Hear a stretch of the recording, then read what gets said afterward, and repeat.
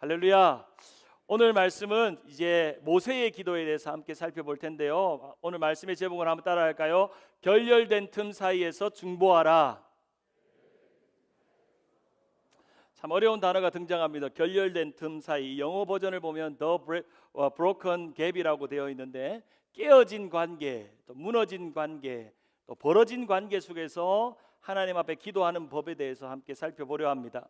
우리가 지난 시간에 누구의 기도에 대해서 살펴봤죠? 그렇죠. 아브라함의 기도에 대해 살펴봤습니다. 아브라함의 기도의 특징은 하나님을 벗처럼 사귀면서 마치 데이트하듯이 하나님과 기도하는 것이 무엇인지를 아는 사람이었습니다. 아브라함이 그 대단한 소돔과 고모라를 위해 기도하기까지 하나님께서 그를 기도의 사람으로 만들어 가셨고, 그러한 대단한 기도를 하나님 앞에 마치 친구처럼 이야기하듯이, 어쩌면 거래하듯이 하나님과 대화할 수 있는 사람까지 만들고 가셨습니다. 하나님은 아브라함에게 찾아오셨고, 또 더 놀라운 것은 아브라함의 기도를 기다리셨습니다. 제가 지난주에 가장 핵심은 아브라함이 기도한 것이 아니라 아브라함의 기도를 기다리셨다는 것입니다. 마치 친구에게 찾아와서 친구의 이야기와 말을 기다리듯 하나님께서는 아브라함의 앞에 서셔서 아브라함이 저 소돔과 고모라를 위해 어떤 기도를 할지를 기다리셨다는 것입니다. 우리가 진정으로 하나님과 어떤 사귐이 있는지를 들여다보면 정말 우리의 삶이 어떤 은혜가 있고 어떤 신앙이 있는지를 알 수 있습니다. 한번 옆에 분에게 한번 이렇게 물어볼까요? 혹시 하나님과 사귀세요? 시작. 이렇게 또 한번 물어볼까요? 혹시 하나님께 기도하시죠? 시작. 하나님과 사귀며 기도하는 것. 기도는 한 사람의 신앙을 결정합니다. 어떤 기도를 어떻게 드리고 어떤 내용으로 드리고 어떻게 자주 드리느냐에 따라서 그 사람의 신앙의 수준을 기도의 수준에서 볼 수 있습니다. 그래서 기도의 수준은 곧 신앙의 수준입니다. 한번 따라할까요? 기도의 수준은 곧 신앙의 수준이다. 저 사람의 신앙의 수준이 어떤가를 보려면 그 사람의 기도하는 모습을 보면 알 수가 있습니다. 하나님을 믿지 않는 무신론자에게도 믿음이라는 건 있습니다. 어떤 믿음이냐? 자신을 믿는 믿음이죠. 자신의 생각과 자신의 말과 자신의 지식을 믿는 믿음이 있습니다. 그들의 마음 안에는 신이 없다고 믿는 믿음이 그들의 믿음입니다. 그런데 무신론자에게 없는 게 있습니다. 그게 뭐냐면 기도가 없습니다. 믿음은 있는데 기도가 없습니다. 기도의 대상도 없고 기도할 이유와 기도할 내용도 없는 오직 자신만을 믿기에 누구를 향해 기도할 필요가 없는 것입니다. 그런데 하나님을 믿는다고 스스로 말하면서도 기도하지 않는 것은 마치 스스로가 무신론자라고 말하는 것과 같은 모습입니다. 진심으로 하나님을 믿는다고 말하고 고백한다고 하면서도 하나님을 생각하지도 않고 하나님께 기도하지도 않고 하나님의 이름을 부르지도 않고 있다면 어쩌면 그 사람은 믿음이 없는 무신론자, 자기만을 믿는 무신론자라고 해도 과언이 아닐 것입니다. 그래서 단호히 그렇게 말씀드릴 수 있습니다. 기도하지 않는 신앙은 가짜다. 한번 따라할까요? 기도하지 않는 신앙은 가짜다. 옆에 분을 빤히 쳐다보면서 시작. 기도하지 않는 신앙은 가짜다. 가짜다. 가짜라는 거예요. 기도에 대한 재미난 예화가 있습니다. 여러분이 한번 들어본 예화인데요. 영국의 한 도시에 교회가 있었습니다. 교회 옆에는 술집이 있었고요. 마치 우리 집 교회 옆에 타코집이 있듯이 술집이 있었습니다. 밤마다 떠드는 소리와 예배 드릴 때마다 음악 소리와 술 취하는 사람들, 술주전뱅이가 교회 앞에 자주 보이는 것을 보면서 불편하게 여겼던 교인들이 이렇게 기도하기 시작했습니다. 하나님, 어떤 일이든 누구든지를 통해서 하나님, 이 술집이 없어지게 하여 주시옵소서 기도하기 시작합니다. 우리가 옆에 이 탁구집이 없어지면 주차장으로 쓰고 이렇게 하면 얼마나 좋을까요? 그렇죠? 그런 것처럼 이 교회도 뭔가 불편한 게 있는 듯한 이 교회를 위해 기도했습니다. 근데 놀랍게도 그 얼마 후에 그 술집이 불에 타버렸습니다. 모든 것이 다 타버리고 다 없어졌습니다. 그리고 나서 얼마 후에 술집 주인이 교회를 상대로 향해서 소송수를 하게 되었습니다. 손해배상 청구를 한 것이죠. 그래서 이제 재판장 앞에서 술집 주인과 교회 대표가 모였는데 모여서 이렇게 재판을 받는데 술집 주인이 손해배상을 하라고 하면서 이렇게 말합니다. 이 모든 화재의 책임은 교회에게 있습니다. 왜냐하면 교회가 어떤 일을 통해서든 누구를 통해서든 술집이 없어지게 해달라고 기도했기 때문에 술집에 불이 났습니다 라고 말하는 겁니다. 이거를 들었던 옆에 교회 대표가 펄펄 뛰면서 이렇게 말합니다. 우리가 그렇게 기도한 것은 사실이지만 어떻게 기도한 대로 이루어진다고 믿을 수가 있겠습니까? 그런 일은 일어날 수가 없습니다. 손해배상을 청구할 수 없습니다 라고 말합니다. 어이없이 술집 대표와 또 교회 대표가 결정을 하는데 판사가 이렇게 판결을 내립니다. 술집 주인 믿음 있음, 교회 대표 믿음 없음 결정했다는 겁니다. 참 이 짧은 이 내용 속에서 우리가 기도함에도 불구하고 부정적으로 생각하는 우리의 마음이 있습니다. 여러분 전도하신다고 생각하면서도 기도하면서도 전도 안 해, 뭐 전도해봐야 소용이 있어? 라고 부정적으로 믿는 믿음이 깔려 있습니다. 우리가 기도하지 않는 것도 문제지만 교회의 대표처럼 믿음 없이 그냥 형식적으로만 기도하는 것도 문제입니다. 둘 다 어쩌면 무신론자들입니다. 기도를 하지 않는 자도 무신론자고, 기도는 하지만 믿음이 없이 기도하는 사람도 무신론자와 마찬가지라는 겁니다. 우리가 하나님을 믿는다고 말할 때 우리의 믿음 안에는 하나님이 계신 것과 그분과 대화하면 그분이 다 듣고 계신다는 믿음, 그 확신, 고백이 우리 가운데 있습니다. 기도하고는 있지만 하나님을 믿을 수 없다고 생각하는 것은 다 거짓말장이들입니다. 하나님을 믿는 것은 어떤 관념이나 상성으로 믿는 것이 아니라 하나님과의 관계를 통해서 믿음이 만들어집니다. 성경을 보면 아브라함의 믿음을 이야기하면서 창세기 15장 6절에 이렇게 말합니다. 같이 한번 읽어볼까요? 시작. 아브라함이 여호와를 믿으니 여호와께서 이를 그의 의로 여기시고 라고 말합니다. 아브라함이 여호와를 믿었는데 그것을 의로 여긴다고 말합니다. 성경이 등장하는 구약에서 말하는 의라고 말하는 이것은 율법적이나 도덕적인 의를 말하지 않습니다. 이것은 관계적인 의입니다. 의롭다는 것은 정의롭다 또는 법 없이도 살 수 있다는 뜻이 아니라 성경에서 말하는 모든 의는 하나님의 관계가 좋은 것을 말합니다. 우리가 하나님과 관계가 좋으면 여러분이 의인입니다. 그리고 여러분의 삶을 의롭다 말하는 것입니다. 법 없이 살 수 있는 사람이 의인이 아닙니다.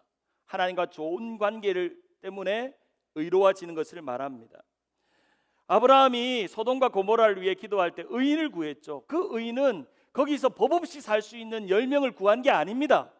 소돔과 고모라 안에서 하나님을 예배하고 하나님을 사랑하고 하나님을 경험하고 하나님과 사귀는 그 10사람만 있으면 하나님이 그 땅을 벌하지 마시옵소서 기도했던 그 의인이 바로 이 아브라함이 기도했던 10명의 의인이었습니다. 하나님과의 바른 관계를 말하는 것이죠. 야고보서 5장 16절에 보면 서로 기도하라 의인의 간구는 역사하는 힘이 크다라고 말할 때 이 의인은 법 없이 살 수 있는 사람을 말하지 않습니다.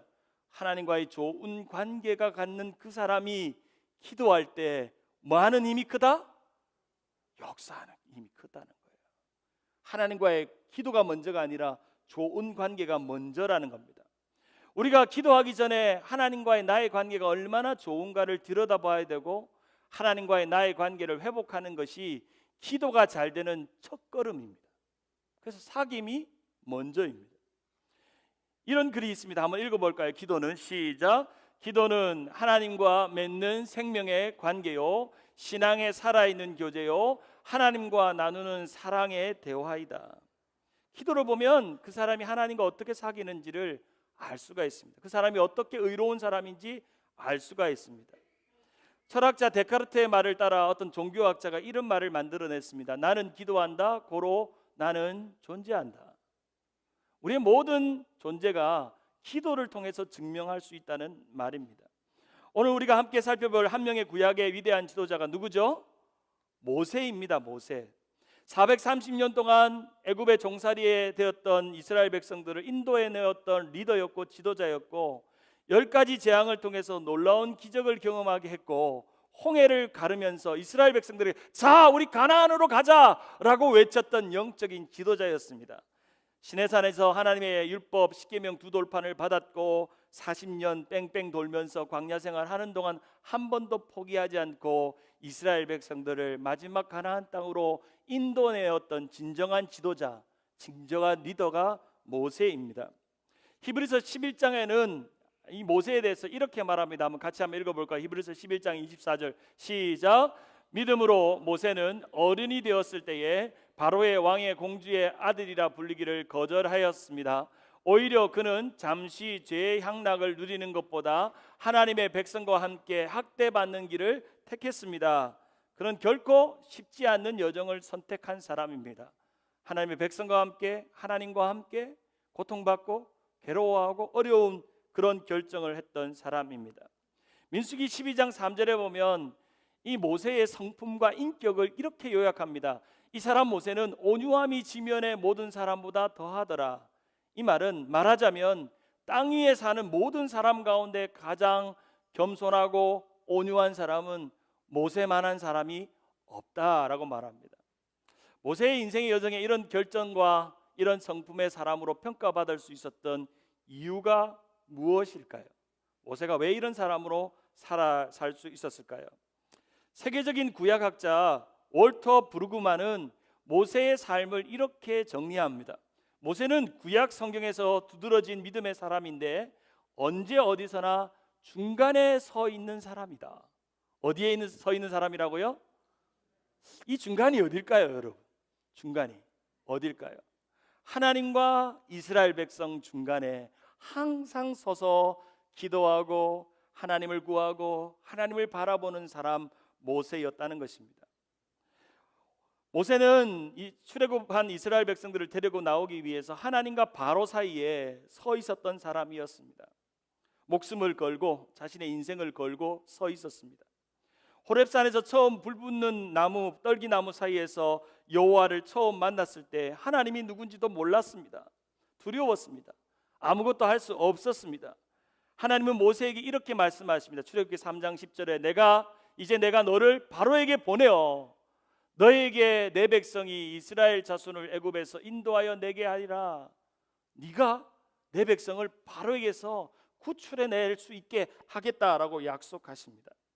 자, 그러면 하나님과 바로, 그리고 하나님과 이스라엘 백성, 그리고 하나님과 세상 사이에 중간에 서 있는 모세의 기도는 어떤 것인지를 오늘 두 가지로 여러분과 함께 나누어 보기를 원합니다. 그 첫 번째는 모세의 기도는 몰랐던 하나님의 이름을 부르는 것에서부터 그의 기도가 시작되었습니다.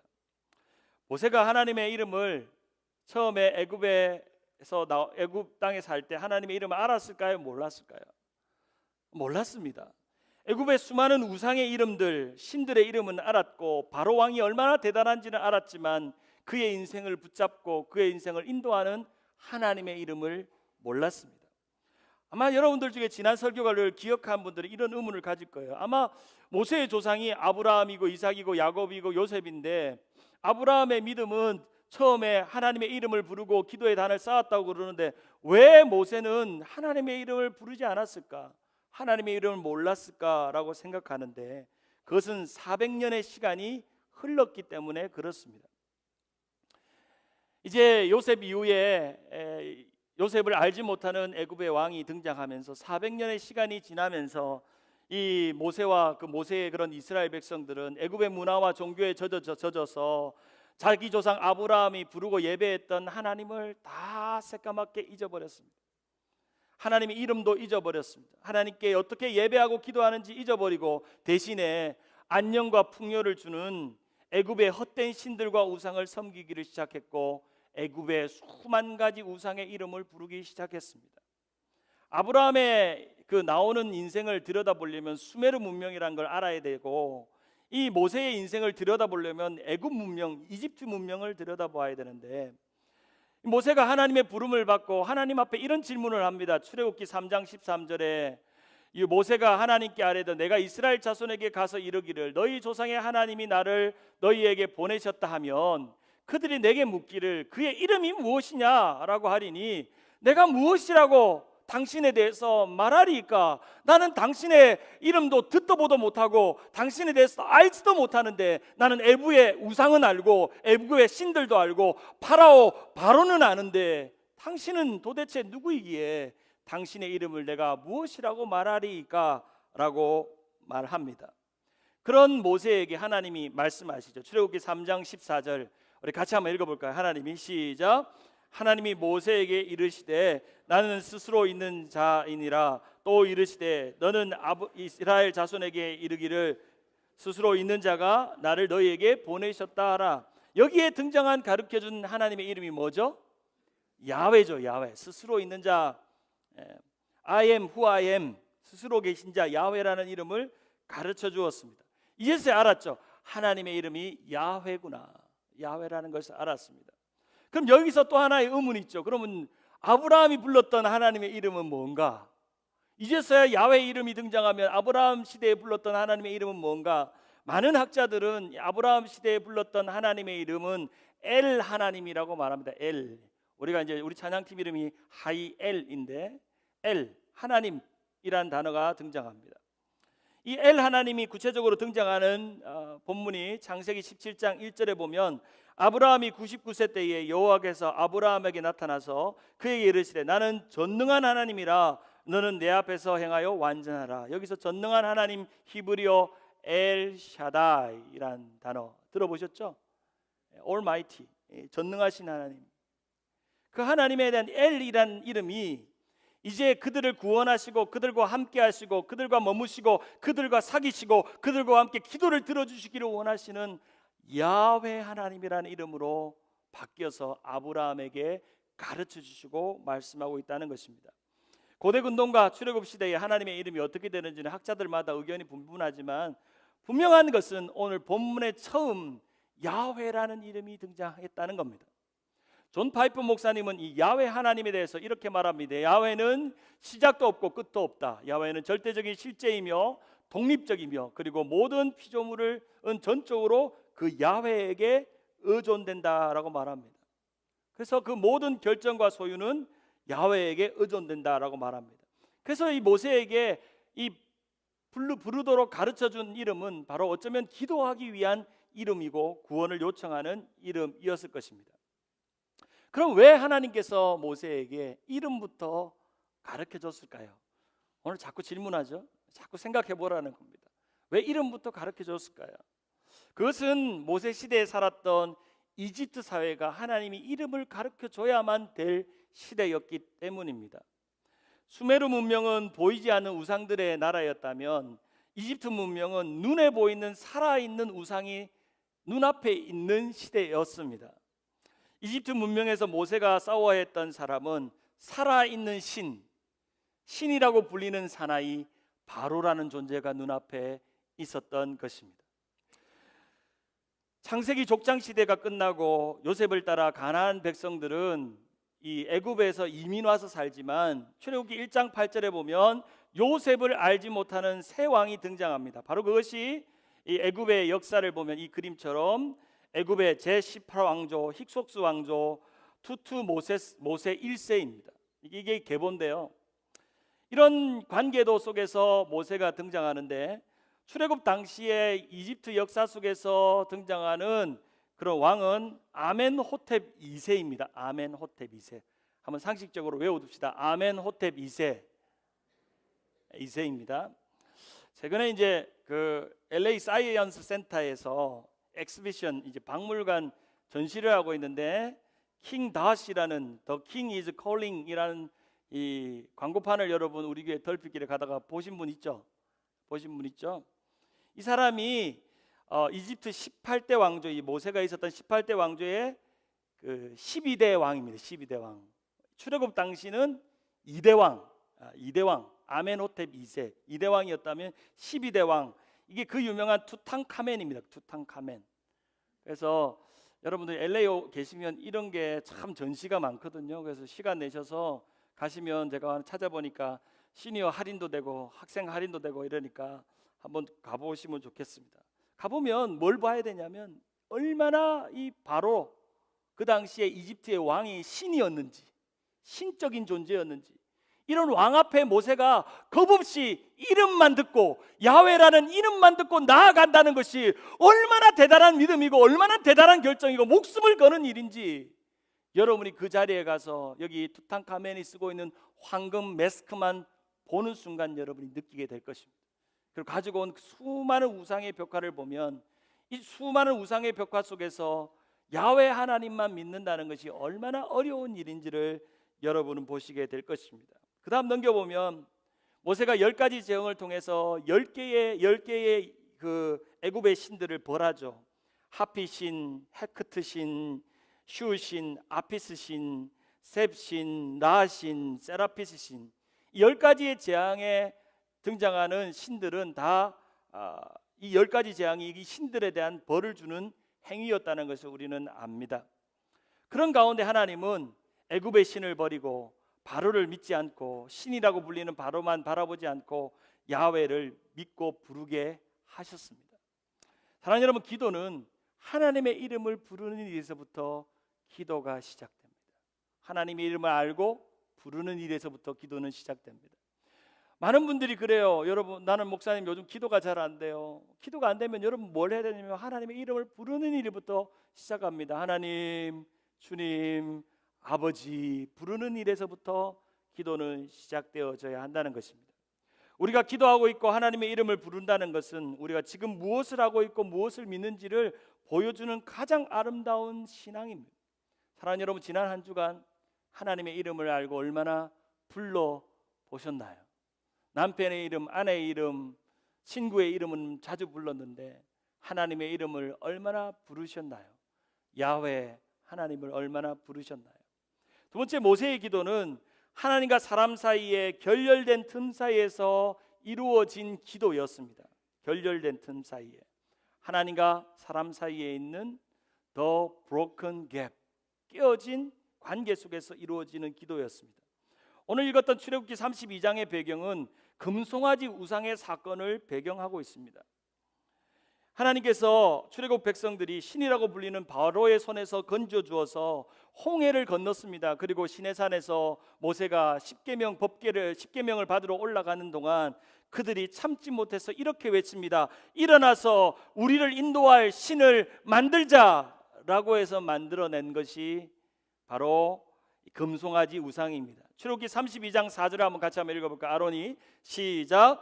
아론이 그들의 손에서 금고리를 받아 부어 조각칼로 새겨 송아지 형상을 만드니 그들이 말하되 이스라엘아, 이는 너희를 애굽 땅에서 인도하여 낸 너희의 신이로다 하는지라. 하나님께서 야훼를 주셨는데도 불구하고 그들은 여전히 애굽의 습관대로 보이는 신을 만들고자 만들어낸 것이 금송아지 우상이었습니다. 특별히 이 금송아지 우상은 이 그림처럼 애굽의 풍요와 힘을 상징하는 아피스 신을 상징하는 이 금송아지였습니다. 그 버릇 남주지 못하고 그 버릇 그대로 애굽의 습관 그대로 그들이 보았던 그 힘과 능력의 상징, 부유의 상징, 또한 능력의 상징인 우상 아피스 신을 하나님이라고 부르며 만들어 놓았던 것입니다. 뉴욕 월스트리트에 가면 3,000kg가 되는 황소상이 있습니다. 아마 여행 가신 분들은 이 황소상을 앞에서 사진 찍은 분들 계실 겁니다. 돌진하는 황소, charging bulls라고 말하는데, 월스트리트가 경제와 세계의 번역의 중심이죠. 이 황소상을 왜 갖다 놨는지 여러분 이유는 아세요?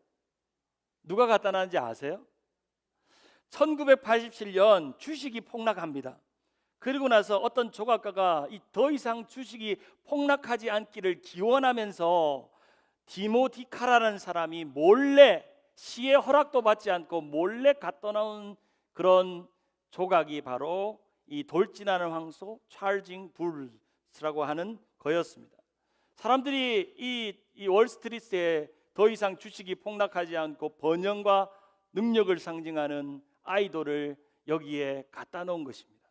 지금 그것이 거기에 있는 상징이 되어서 사람들이 뉴욕에 가게 되면 그 소의 뿔을 만지면서 기원하기도 하고 그렇게 복을 받도록 원하는 그런 우상과 같은 존재가 되어 버렸습니다.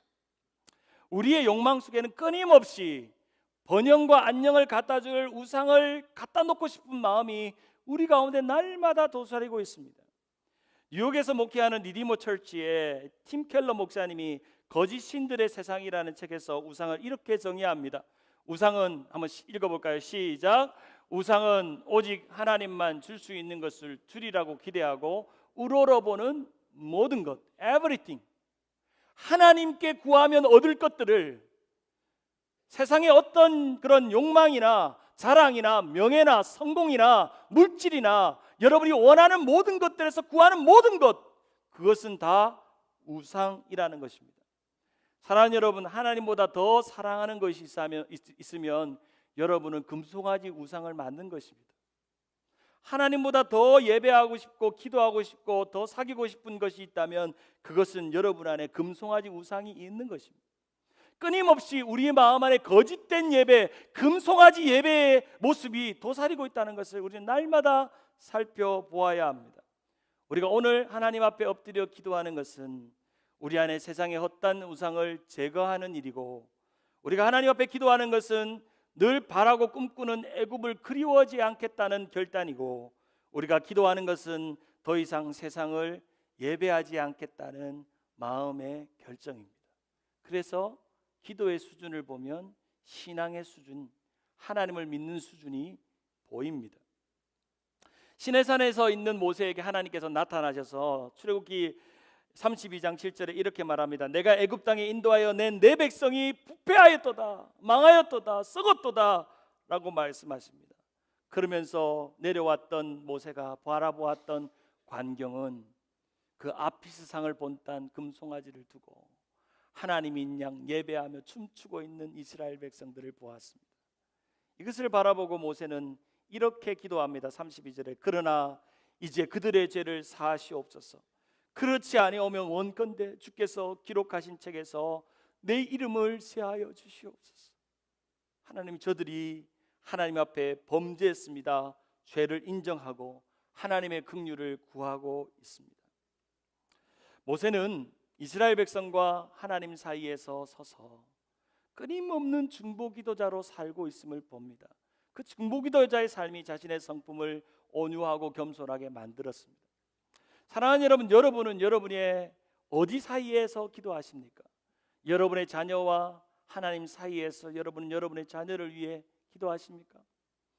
교회와 하나님 사이에서 여러분은 어떻게 하나님이 어떻게 기도해야 될지를 날마다 구하고 기도하십니까? 시편 기자는 모세의 삶을 이렇게 말씀합니다. 시편 106편 23절 한번 읽어볼까요? 시작. 그러므로 여호와께서 그들을 멸하시리라 하셨으나 그가 택하신 모세가 그 어려움 가운데서 그의 앞에 서서 그의 노를 돌이켜 멸하시지 아니하게 하였도다. 개역 개정 성경은 이렇게 번역하지만 개역 한글 성경에는 이렇게 번역합니다. 모세가 그 결렬된 틈 사이에 서서 하나님 앞에 저 백성이 멸하지 않기를 기도했다 하는 것입니다. 말씀을 맺고자 합니다. 사랑하는 여러분, 여러분은 하나님과 여러분 사이에서 깨어진 틈을 어떻게 메우는 기도를 하기를 원하십니까? 이 세상과 여러분의 자녀와 교회를 위해 어떤 중보기도자로 서기를 원하십니까? 이 브로큰된 갭을 어떻게 메우려고 노력하십니까? 우리가 흔히 생각하는 기도는 밴딩 머신이 아닙니다. 자동 판매기가 아닙니다. 우리가 깨어진 틈 사이에서 그것을 메워내는 접착제와 같은 것이 여러분의 기도입니다.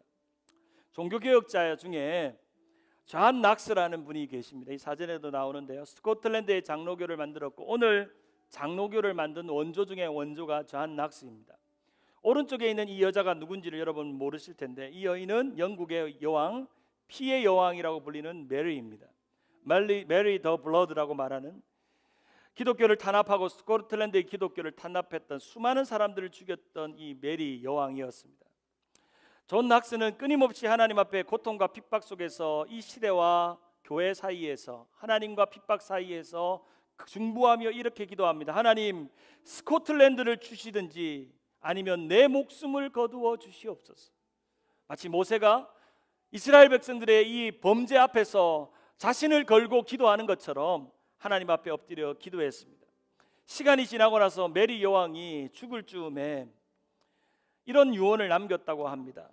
존 낙스의 기도는 100만 명의 군대보다 더 무서웠다. 더 무서웠다. 사랑하는 여러분, 여러분 이 무서운 기도를 어떻게 하고 계십니까? 여러분의 자녀들과 여러분의 가정과 삶의 자리에 깨어진 결렬된 틈이 보일 때 하나님 앞에 기도해야지, 내가 그 기도로 그 결렬된 틈을 메워야지라고 하는 마음이 여러분 안에 드십니까? 교회 안에 문제가 있고, 가정 안에 문제가 있고, 부부 간의 관계에 문제가 있고, 삶의 문제가 있고, 자녀들 안에 결렬된 틈, 깨어진 틈이 보이면 여러분은 그것을 한탄하고 원망하고 불평할 것이 아니라 하나님 앞에 내가 중보자가 되었어, 하나님과 우리 자녀들 사이에 부모가 된 내가 그 한가운데 서서 결렬된 틈을 위해 기도해야 되지 않을까요? 기도해야 되지 않을까요? 사랑하는 여러분, 오늘 이 자리에 오신 여러분 안에 모세의 기도가 되기를 바랍니다.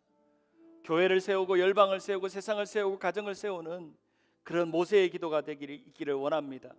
여러분의 가정과 자녀들 안에 여러분의 기도가 필요합니다. 근데 안타깝게도 기도 안 하는 것 같아요. 기도가 없는 것 같아요. 무신론자들처럼.